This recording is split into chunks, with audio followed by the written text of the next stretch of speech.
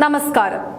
സർക്കാരിന്റെ അന്യായമായ സ്ഥലമാറ്റങ്ങൾക്കും മാനസിക പീഡനങ്ങൾക്കുമെതിരെ ജീവനക്കാർ സെക്രട്ടേറിയറ്റിലേക്ക് മാർച്ച് നടത്തുമ്പോൾ സോഷ്യൽ മീഡിയയിൽ ആരോ എഴുതിക്കൊടുത്ത പ്രസ്താവനയുമായി ഇറങ്ങിയിരിക്കുകയാണ് പ്രതിപക്ഷ നേതാവ് പിണറായി വിജയൻ.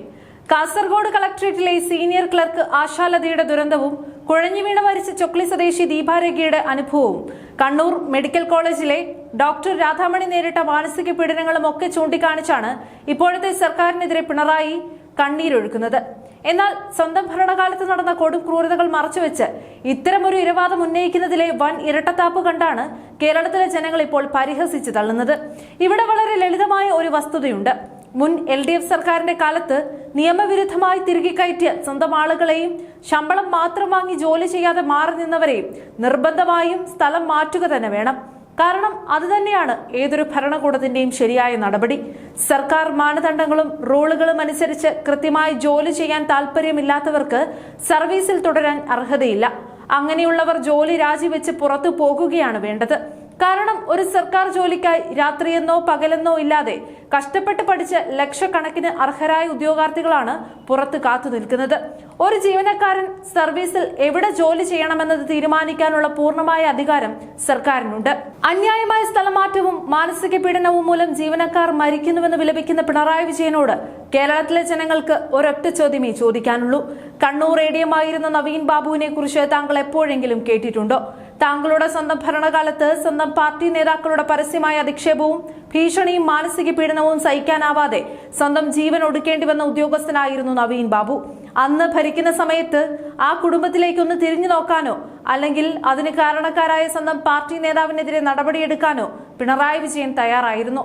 സ്വന്തം ഭരണകാലത്ത് ഒരു ഉദ്യോഗസ്ഥൻ ക്രൂരമായി കൊല ചെയ്യപ്പെടുന്നതിന് തുല്യമായ സാഹചര്യത്തിൽ മരണപ്പെട്ടിട്ട് അനങ്ങാതിരുന്ന ആളാണ് ഇപ്പോൾ മറ്റുള്ളവർക്ക് ജീവനക്കാരുടെ അവകാശങ്ങളെക്കുറിച്ച് ഉപദേശം നൽകുന്നത്.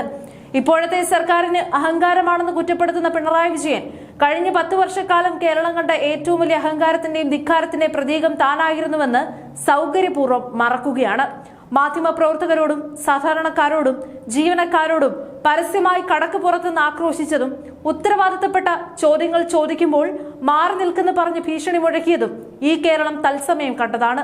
പണിയെടുക്കാതെ നോക്കുകൂലിയും മാസപ്പടിയും വാങ്ങിച്ചു കൂട്ടിയ സ്വന്തം അണികൾക്ക് വഴിവിട്ട സംരക്ഷണം കൊടുത്ത പിണറായിക്ക് മറ്റുള്ളവരുടെ അഹങ്കാരത്തെക്കുറിച്ച് സംസാരിക്കാൻ എന്ത് യോഗ്യതയാണുള്ളത്?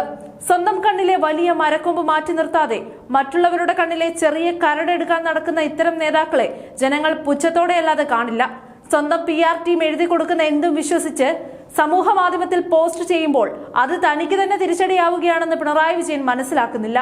നാട്ടുകാർക്ക് ട്രോൾ ഉണ്ടാക്കാനുള്ള മെറ്റീരിയലുകൾ നൽകുകയാണ് അദ്ദേഹത്തിന്റെ ഉപദേശകർ ചെയ്യുന്നത്. പണിയെടുക്കാതെ ശമ്പളം മേടിക്കുന്ന പരിപാടി UDF ഭരണത്തിൽ നടപ്പിലാകില്ല. ജോലി ചെയ്യാൻ പറഞ്ഞാൽ അത് അഹങ്കാരമല്ല, മറിച്ച് ജനങ്ങളുടെ നികുതിയോട് കാണിക്കുന്ന നീതിയാണ്. LDF അടുത്ത കാലത്തൊന്നും ഇത്രമാത്രം ഭയന്ന ഒരു കോൺഗ്രസ് സർക്കാരിനെയും മുഖ്യമന്ത്രിയെയും കണ്ടിട്ടുമില്ല. കാരണം ഈ ഭരണം വിജയിച്ച് മുന്നോട്ടു പോയാൽ അത് തങ്ങൾക്ക് പിന്നെ കേരള രാഷ്ട്രീയത്തിൽ ഒരു തിരിച്ചുവരവ് ഉണ്ടാകില്ലെന്ന് CPM-ന് കൃത്യമായി അറിയാം. ജനങ്ങളെ വിഡ്ഢികളാക്കാൻ ശ്രമിക്കുന്ന ഈ വ്യാജ ഇരവാദങ്ങളും നാടകങ്ങളും തിരിച്ചറിഞ്ഞ് പ്രതികരിക്കുകയാണ് ഇപ്പോൾ കേരളത്തിലെ ജനങ്ങൾ ചെയ്യുന്നത്.